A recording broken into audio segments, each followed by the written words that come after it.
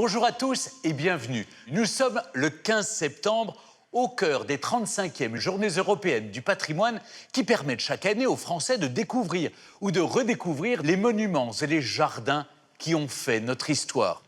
Et c'est ici, à Paris, place de la Concorde, à quelques pas seulement des Champs-Élysées, dans cet hôtel de la Marine en pleine restauration, que nous allons suivre des héros méconnus qui ne reculent devant rien pour préserver, sauver nos monuments en péril et rénover les trésors nationaux. Retrouvons tout de suite Robin Durand.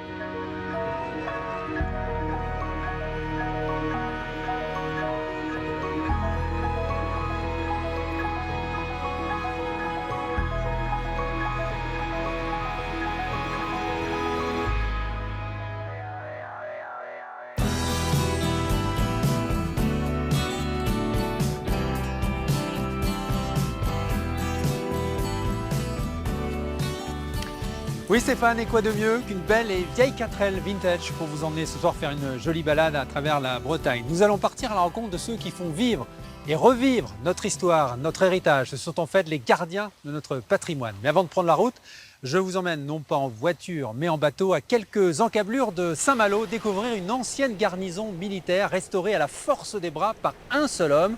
Et cerise sur le gâteau, vous allez le voir, la vue sur la cité corsaire est imprenable. Direction le fort du Petit Bé.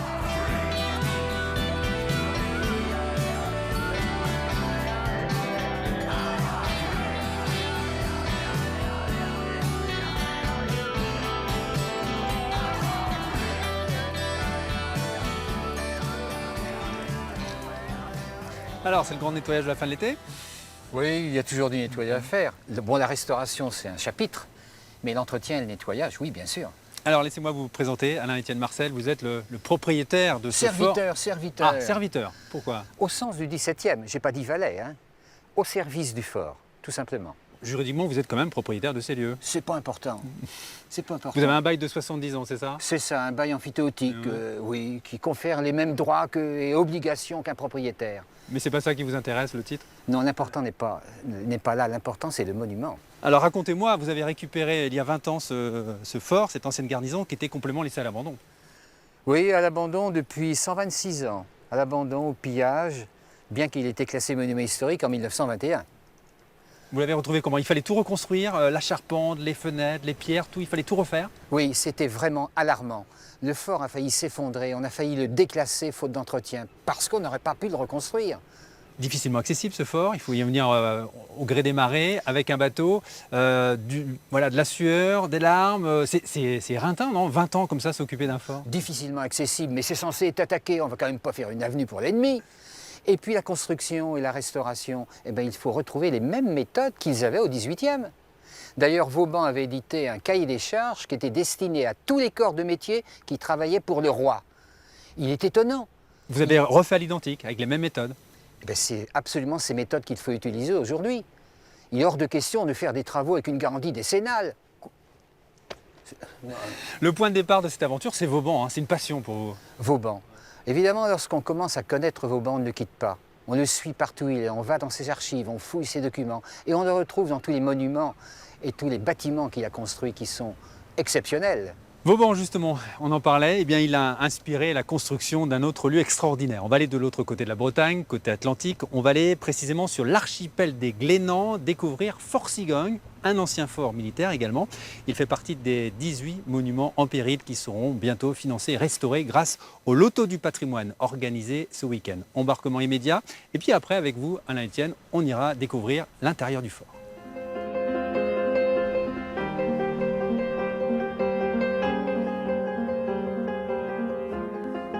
Comme un œil sur l'océan, le fort Cigogne veille sur les marins, une sentinelle posée sur la mer, au milieu de l'archipel des Glénans. Atteindre Fort Cigogne, cela se mérite. À 1 heure de bateau du continent, l'accès est sommaire et l'accueil bruyant. C'est vraiment le paradis des oiseaux. C'est-à-dire qu'en fait, c'est quand même colonisé par énormément de goélands. En plus, ils ont leurs petits, on les voit là en ce moment, il y a plein de petits là. Donc les petits gris, ce qu'on appelle les grisards là. Donc ça, c'est tous les petits de l'année là. Donc ils déjà ont une certaine taille hein, quand même. Mais voilà, donc ils protègent aussi leur progéniture. Donc c'est sûr que voilà, on est un peu chez eux là. Et Olivier Sanz est aussi un peu chez lui. Il est l'un des responsables de l'école de voile des Glénans, locataire des lieux. Comme chaque été, Fort Cigogne sort d'un long sommeil. L'hiver, personne ne vient ici, alors c'est l'heure du grand nettoyage.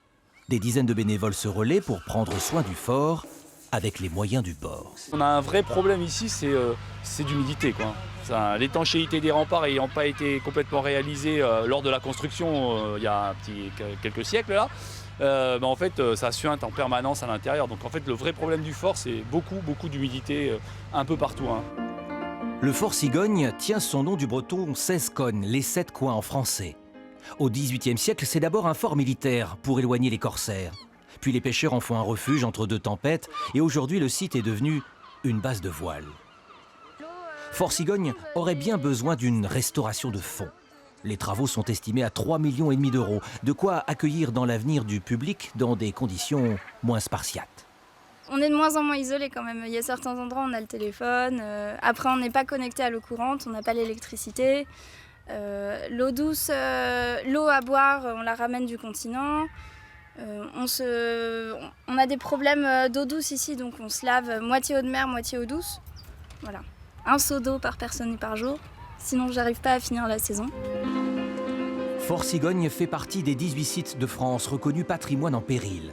Le vieux fort militaire des Glénans devrait retrouver une seconde jeunesse et continuer de briller sur les eaux bleues turquoises de l'archipel des Glénans.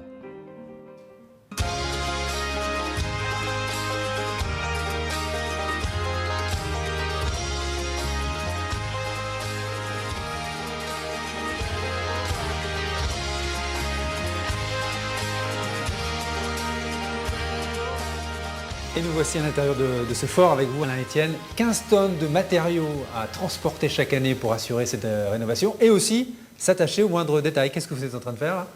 Eh bien, c'est une lampe à pétrole que je suis en train de moucher. Moucher, c'est égaliser la mèche, bien sûr, pour qu'elle donne la meilleure clarté possible, la meilleure lumière possible. Chaque détail compte. En fait, éclairer ce fort, parce qu'il est habité, on peut le louer, ce fort. Bien sûr qu'on peut le louer, on peut en profiter, on peut s'approprier. Ce fort n'appartient pas qu'à ceux qui le regardent, mais il faut aussi qu'il appartienne à des gens qui vont venir se l'approprier, passer un week-end, une soirée, venir en famille, avec des amis, et puis découvrir aussi un patrimoine. Et j'y tiens parce que financièrement, c'est important pour moi. Ça m'aide bien sûr dans cette restauration. Ça coûte cher d'entretenir comme ça un fort ? La restauration coûte cher. L'entretien, il faudra en permanence l'entretenir. L'entretenir, c'est lorsqu'il y a une ardoise qui part, on va la remettre. Lorsqu'il y a de la peinture, il y a un petit peu de maçonnerie. Vous n'êtes ni rentier ni milliardaire, vous faites comment ? Non, la volonté est beaucoup plus importante que les euros qu'on peut mettre dans un monument. Il faut le vouloir et décider et convaincre autour de soi. Et là, si on a réussi à faire cette phase-là, eh bien le fort est sauvé. Le monument, quel qu'il soit, est sauvé. C'est le projet d'une vie. Est-ce que ce projet, cette passion pour le fort, vous avez réussi à la transmettre à vos enfants, par exemple ? Enfin, projet d'une vie, je vais y consacrer minimum 25 ans, j'avais prévu. Je suis dans les délais. Mais après, la transmission est importante. La transmission dans le même esprit. Le même esprit, c'est la sauvegarde du monument et le présenter, le faire vivre. C'est ça qui n'est pas évident. J'ai réussi à convaincre mes deux filles et elles en sont ravies du reste. Et ça sera fait merveilleusement. Je les ai bien préparés. La pérennité du fort est bien préparée. Merci beaucoup Alain-Étienne de nous avoir accueillis dans ce lieu vraiment, vraiment magique. Merci beaucoup.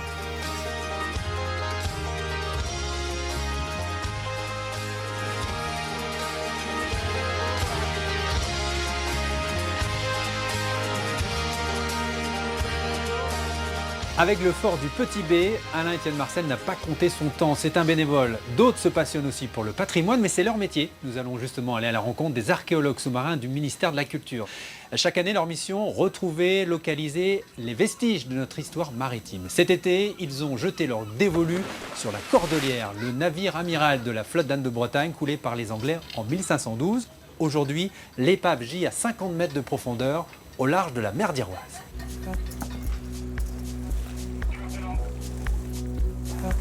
Fin juin, l'André Malraux met le cap sur l'entrée de la rade de Brest. À son bord, des appareils de détection sous-marine dernier cri le bateau scientifique du ministère de la Culture a rendez-vous avec l'histoire.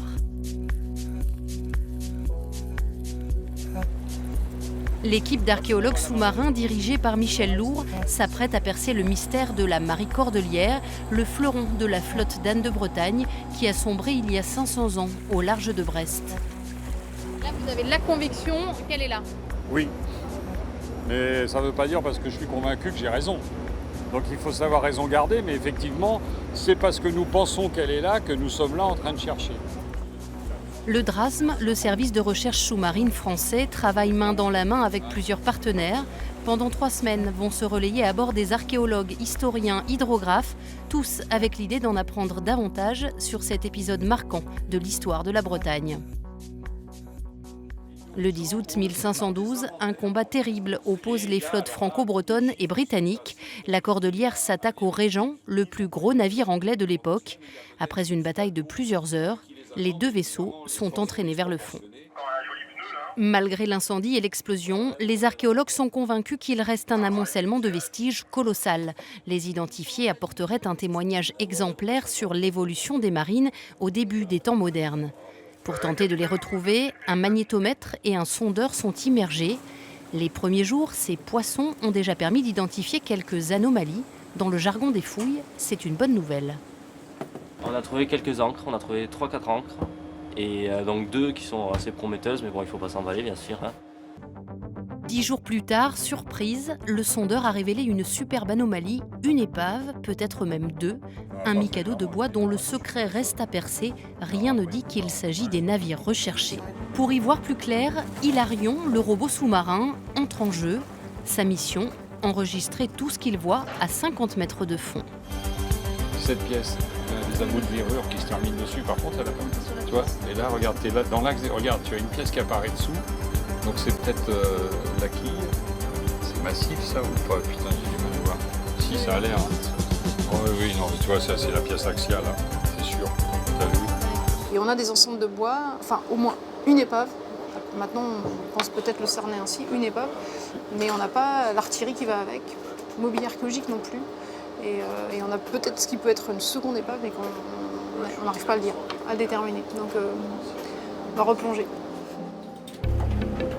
Plonger, il le faudra encore une fois, 10 fois, 100 peut-être. Les indices prélevés ce jour-là n'ont pas permis de répondre aux questions des scientifiques. Sans canon, l'épave identifiée est-elle celle d'un navire de commerce du Moyen-Âge? Si ce ne sont pas les 2 navires recherchés, alors où sont-ils? L'énigme de la Cordelière n'a pas fini d'animer le cœur des passionnés d'histoire maritime.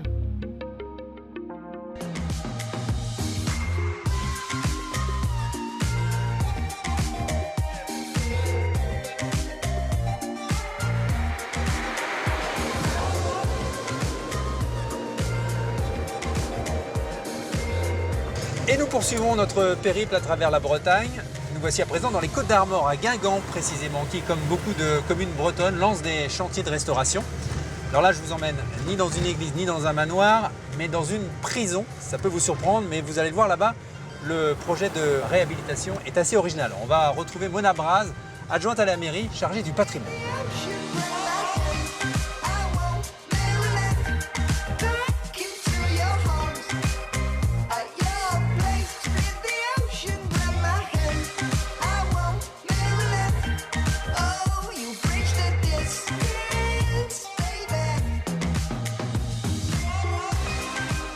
Bonjour Mona Braz.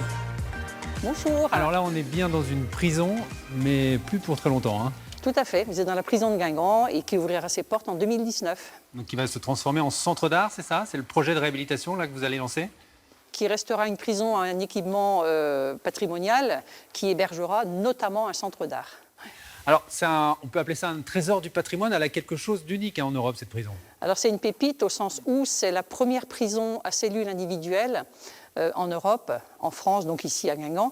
Donc quelque part, Guingamp est là aussi un point d'acupuncture sur cette carte carcérale de l'histoire carcérale. Et la première, pourquoi? Parce que jusque-là, on enfermait dans des cellules collectives. Hein. Je fais référence à la Bastille, que tout le monde connaît, qui était donc une grande prison collective où on enfermait en même temps des hommes, des femmes, des enfants, des grands délinquants avec des petits voleurs de pain. Et donc là, on change de mentalité avec l'humanisme et le siècle des Lumières. Donc enfermement individuel. La restauration très particulière aussi, faite dans les règles de l'art. On ne fait pas n'importe quoi avec ce type de bâtiment-là. Ah, pas du tout. C'est un bâtiment qui est non seulement classé au patrimoine, mais le ministère de la Culture a un regard particulier dessus. Comme c'est une pièce unique, on ne peut pas faire ce qu'on veut. Alors évidemment, tous les architectes, toutes les entreprises qui y travaillent sont toutes déjà labellisées pour les entreprises. Et les architectes ont tous fait l'école de Chaillot et sont tous spécialisés en réflexion de patrimoine. Étrange destin pour ce lieu finalement, qui était un lieu d'enfermement pendant des années. La prison a été fermée en 1950 et ça va devenir finalement un lieu d'ouverture, ouvert sur le monde. Complètement. Ce qui montre aussi, et Stéphane Bern le dit bien, la France n'a pas de pétrole, mais elle a du patrimoine, que lorsqu'on trouve des nouvelles destinations au patrimoine, le patrimoine peut vivre. Vous voyez, la mairie de Guingamp, c'est un ancien monastère, il n'y a plus de bonnes sœurs, il y a des élus et des services. Bon, ici, il n'y a plus de prisonniers. Il y aura dorénavant des personnes qui aiment l'art, des personnes qui aiment l'architecture, des personnes qui aiment leur patrimoine et des personnes qui veulent découvrir et se dépayser dans cette architecture, effectivement, qui n'est pas de chez nous, puisqu'elle nous vient des États-Unis. Alors, je suppose que ça coûte de l'argent. Est-ce qu'une commune comme Guingamp peut supporter ce type de projet financièrement? Alors, tout à fait, je suis très à l'aise pour vous répondre. La ville de Guingamp n'a pas augmenté du moindre pourcentage ses impôts locaux et porte, puisque nous sommes maîtres d'ouvrage, nous portons ce projet grâce aussi au partenariat qui est à la fois du partenariat et du partenariat financier de la région, de l'État, du département, de la communauté de communes, mais aussi de la Fondation du patrimoine qui nous amène du mécénat grâce auquel la part résiduelle qui reste pour la ville de Guingamp, on essaye de la ramener à la plus petite part possible. J'ai l'impression que vous êtes très très fiers de ce projet de restauration. On peut dire qu'à Guingamp, il y avait le stade du Roux-de-Roux et maintenant il y aura l'ancienne prison, c'est ça? Écoutez, à Guingamp, il y a le stade de Roux-de-Roux, l'équipe d'en avant de Guingamp. Il y a un patrimoine dont nous sommes très fiers, le château, la passerelle, etc. Et puis cette prison qui est unique et qui attire déjà des tours opérateurs qui trépignent d'impatience avant l'ouverture. Merci Mona Braz, merci de nous avoir servi de guide dans cette ancienne prison.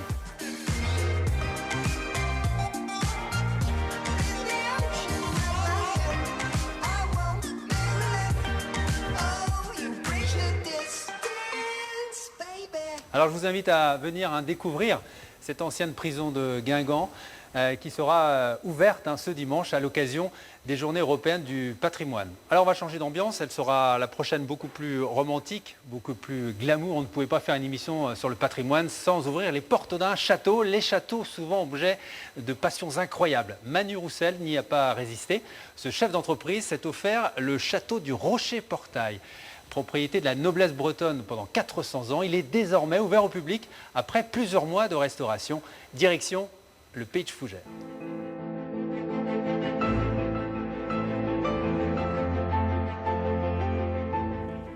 Ce château de la Renaissance n'a ouvert ses portes au grand public qu'en été 2017. Le guide du jour, Manuel Roussel, le nouveau propriétaire. Aussi incroyable que cela puisse paraître, le château et son mobilier ont traversé 400 ans sans dommage. C'est un véritable musée sur l'histoire de France. Première chose, c'est cette table qui est exceptionnelle, vous voyez, qui est blasonnée. C'est une des premières tables sédentaires en France, donc milieu XVIIe siècle, d'accord, parce qu'avant cette époque, on disait dresser la table, c'était un plateau sur des tréteaux qu'on enlevait facilement parce que justement, une pièce pouvait avoir multifonction. Il est passionné, donc il fait partager sa passion. Donc il communique très bien là-dessus et on se prend au jeu forcément. Moi, je trouve ça fabuleux de voir des personnes comme ça qui ont le courage et le mérite, si vous voulez, d'entretenir ses propriétés et puis de s'investir, c'est surtout ça. Je le fais pas, vous voyez, je le fais vraiment par plaisir de partager. Parce que, voilà, moi, je suis. Mais juste avant de terminer la visite, la question subsidiaire. Et à vous, oui. Comment avez-vous pu financer? Alors. Non, pas du tout. Non, j'ai créé ma première entreprise dans l'environnement il y a 18 ans. L'Erika est arrivé par ici, le Prestige, donc on a eu c'est nous qui avons été réquisitionnés par l'État pour faire ces chantiers de dépollution qui nous a propulsés dans un monde industriel. Et aujourd'hui, je suis avec 3 associés à la tête d'un groupe industriel qui me permet de financer, mais j'ai quand même fait un emprunt. C'est une vraie entreprise en fait. Pour financer l'entretien et la restauration de ce patrimoine, les visites sont essentielles. Alors le château joue sur une carte de visite. Être le Downton Abbey français, en référence à cette série anglaise à succès qui évoque la vie au XIXe siècle et les relations entre aristocrates et serviteurs. That's what he said. What should we call it? Well, we could always start with Mrs. Crawley. Mr. Crawley was his lordship's cousin and heir to the title. Je vais vous faire visiter les espaces des domestiques et vous allez comprendre pourquoi on nous appelle le Downton Abbey français. Suivez-moi. Au dernier étage, sous les combles, l'univers des domestiques. Ici, en 1860, le château employait 35 hommes et femmes, dont une douzaine étaient affectés au service des châtelains. Elle commençait à 6h30 du matin et terminait à 21h. Et il y avait une vie à partir de 21h avec toutes ces femmes de chambre dans cet étage. Et c'est pas une reconstitution ici? Non, voilà. Alors c'est unique en France, hein, selon les dires des monuments historiques. Tout a été bien conservé, les objets sont authentiques, les costumes sont des domestiques du château, les lits préservés, avec leurs placards, les lampes à huile. Et nous avons vraiment l'impression de retomber un siècle en arrière.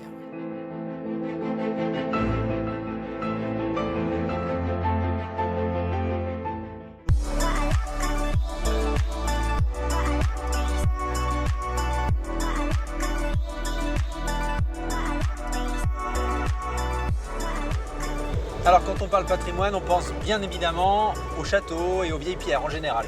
Là justement, je vais vous proposer un univers totalement différent, fait de tôle, de charbon et de vapeur. Je vous propose un petit voyage avec une vieille dame de 105 ans. La vapeur du Trieux, une authentique machine à remonter le temps qui transporte aujourd'hui les touristes entre Paimpol et Pont-Trieux. C'est incroyable, cette locomotive à vapeur est en parfait état de marche grâce aux soins prodigués tout au long de l'année par une association d'anciens cheminots.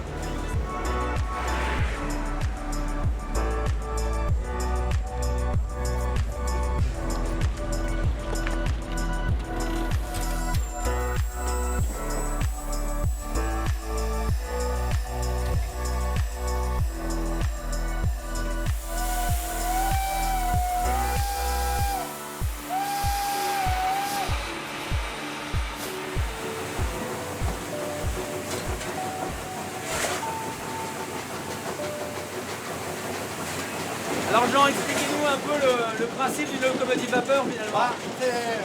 C'est comme une cocotte minute, on fait du feu. Le feu, il traverse les tuyaux qui vont jusqu'à l'avant dans la boîte à fumée et les tuyaux baignent dans l'eau. Donc en chauffant les tuyaux, on chauffe en même temps l'eau. Donc on fait de la vapeur. Ça se bichonne ce genre de machine? Bah ça, ouais. Elle a quel âge la locomotive? 35 ans. Ouais. Ça tombe souvent en panne? Tu vois, hein, pour l'instant on est tranquille. Il existe combien d'exemplaires de cette locomotive là? Deux seulement? Ouais. Il y en a une à Longueville, et la DB 407 et la DB 424. Et après vous, qui pourra s'occuper d'une telle machine? Il n'y a pas beaucoup de jeunes derrière. C'est pas mal d'anciens. Bon, j'espère que quelqu'un s'en occupera. C'est la passion d'une vie? C'est même un peu de folie.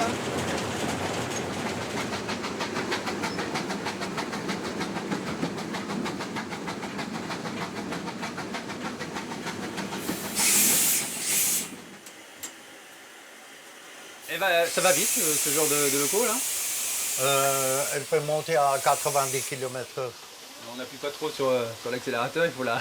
Ah bah là, on n'a pas le droit de rouler à plus que 30 km/h. Ouais. Ça peut aller jusqu'à 90 km/h. Oui. Vous lui avez donné un surnom hein, Non. à cette vieille dame? Non, pas pour l'instant. Vous avez des idées? Ouais, j'en ai une, mais il faut la faire accepter par tout le monde. C'est quoi? Sans doute qu'on va l'appeler Shawnee. Shawnee, pourquoi? Shawnee, bah, c'est allemand.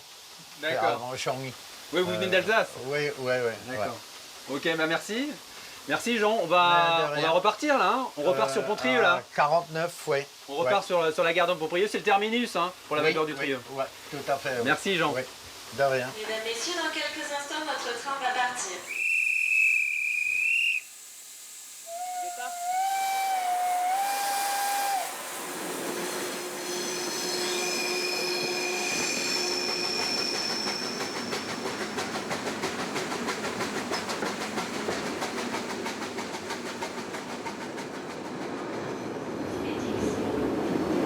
Alors ça vous plaît ce voyage? Ah oui, ça me plaît beaucoup.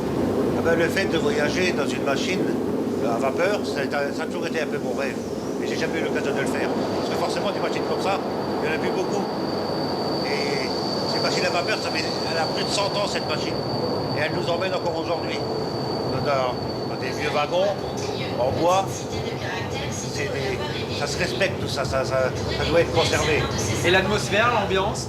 Ah ben, on a l'impression d'être revenu 100 ans en arrière. Le bruit, les gens voyageaient comme ça dans le temps, ils avaient beaucoup de courage. Et la locomotive, elle est magnifique. Un trésor de mécanique, une super machine. Et c'est beau que des personnes comme ça l'entretiennent encore? Ah oui, oui, il faut que ça continue d'exister tout ça.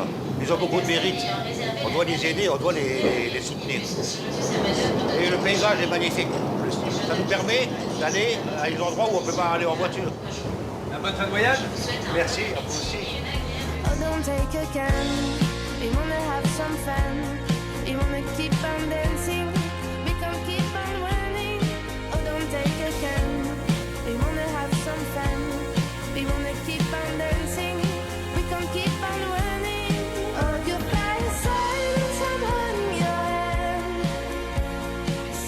Voilà, ainsi se termine notre périple à la rencontre du patrimoine breton et il reste tant à découvrir. Alors justement, profitez encore des Journées européennes du patrimoine organisées ce dimanche. Près d'1 millier d'événements sont organisés un peu partout dans la région.